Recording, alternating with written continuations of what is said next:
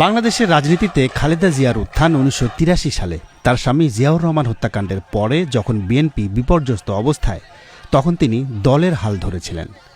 রাজনীতিতে আসার আগ পর্যন্ত খালেদা জিয়া ছিলেন একজন গৃহবধূ, কিন্তু গৃহবধূ থেকে রাজনীতিতে নেমে মাত্র ১০ বছরের মধ্যেই বিএনপিকে ক্ষমতায় নিতে পেরেছিলেন তিনি। হয়েছিলেন বাংলাদেশের ইতিহাসের প্রথম নারী প্রধানমন্ত্রী।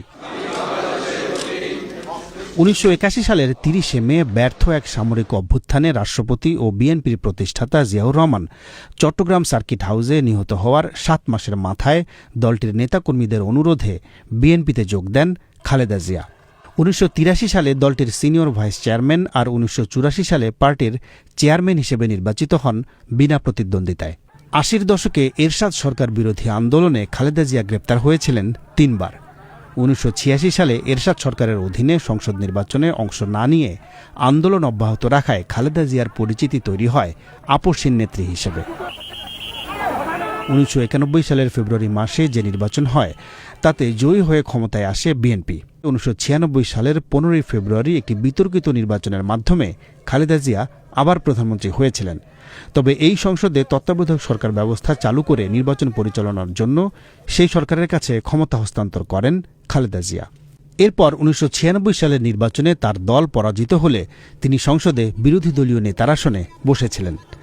৫ বছর পরের সংসদ নির্বাচনে লড়াইয়ের জন্য জামায়াত ইসলামী সহ ধর্মভিত্তিক রাজনৈতিক দলগুলোর সাথে তিনি নির্বাচনী জোট করেন, যা নিয়ে পরবর্তীতে তিনি সমালোচনার মুখে পড়েছিলেন।